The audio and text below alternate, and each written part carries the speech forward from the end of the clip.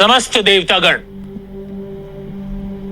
जैसा कि आप सबको ज्ञात है, भगवान विष्णु का शीश कटने के पश्चात समस्त सृष्टि में घोर संकट छाया हुआ है। जगत में हाहाकार मचा हुआ है। आसुरी शक्तियों का प्रभाव बढ़ता चला जा रहा है एवं उनके उत्पात से सृष्टि में सभी जीव त्रस्त हैं। सृष्टि पर आए इस संकट को दूर करने हेतु आप सभी के मूल्यवान सुझावों से अवगत होने के लिए मैंने आप सभी देवताओं को यहां आमंत्रित किया है।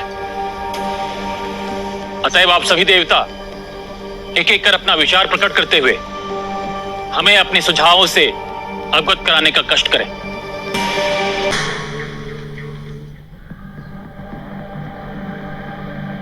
वरुण देव के उत्तर ने तो हमें निराश कर दिया है। वायुदेव, अब आप अपना सुझाव प्रस्तुत करें। मुझे विश्वास है आप अवश्य कोई सार्थक सुझाव देंगे, क्योंकि आप इस सृष्टि में सबके मन को नियंत्रित करते हैं। अतएव हमें विश्वास है आपके मन में सृष्टि पर आए इस संकट के समाधान का अवश्य कोई सटीक विचार होगा। क्षमा कीजिए देवराज इंद्र, मेरे विचार भी वैसे ही है जैसे वरुण देव ने प्रकट किया। मैं वरुण देव के विचारों से पूर्ण रूप से सहमत हूं। आप वरुण देव के विचार से क्यों बंध गए वायुदेव? क्या स्वयं आपके पास अपने कोई विचार नहीं? शीघ्र बताइए, आप वरुण देव के विचार से क्यों सहमत हैं? क्योंकि भगवान विष्णु ने जिन 14 लोगों को निर्मित किया है, उन्हीं के आधार पर ब्रह्मदेव ने समस्त प्राणियों के लिए सृष्टि की रचना की है, जिसमें देवताओं और दानवों को भिन्न भिन्न लोक प्राप्त हुए हैं। 7 उधोलोक में हम देवी देवताओं का वास है और 7 अधम लोक में दानवों, राक्षसों और नागों का वास है। यदि समस्त उधर लोग अपने मार्ग पर चलते रहे तो अधम लोक के राक्षस, असुर और नाग उन पर कदापि कोई प्रभाव नहीं डाल पाएंगे।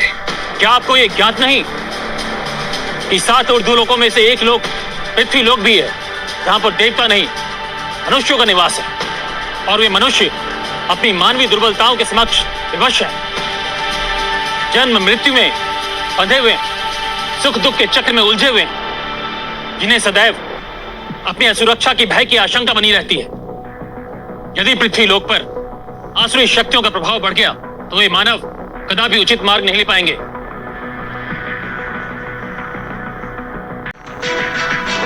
जिसने 5000 वर्षों तक भगवान विष्णु के साथ युद्ध किया और तब भी पराजित नहीं हुआ, मुझे तो अभी आशंका हो रही है कि कदाचित हयग्रीव अपनी शक्तियों के प्रभाव से देवी सरस्वती को बंधक बना के अपने अधीन कर लेगा।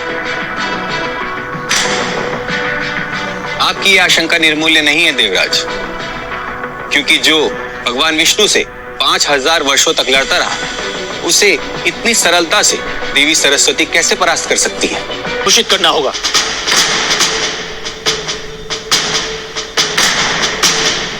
जब मैं सभी लोगों का अधिपति बन जाऊंगा, तभी हयग्रीव के साथ युद्ध आरंभ होगा।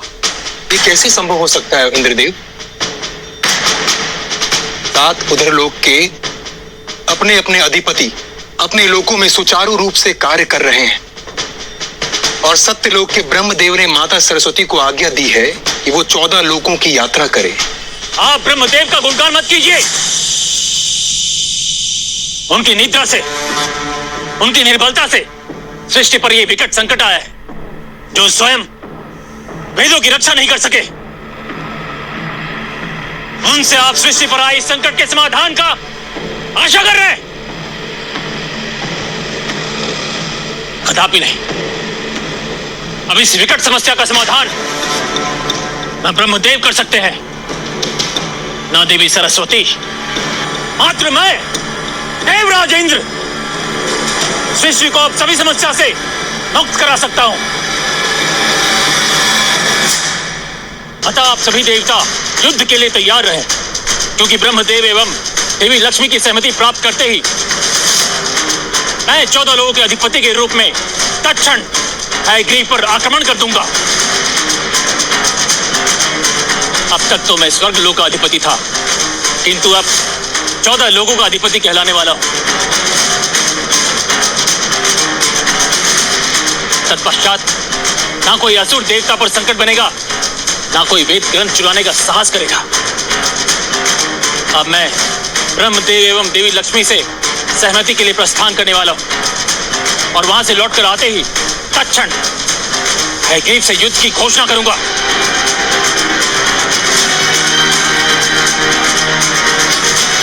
चौदह लोगों के अधिपति इंद्रदेव की जय हो। समस्त लोगों के अधिपति देवराज इंद्र की जय हो। समस्त लोगों के अधिपति देवराज इंद्र की जय हो।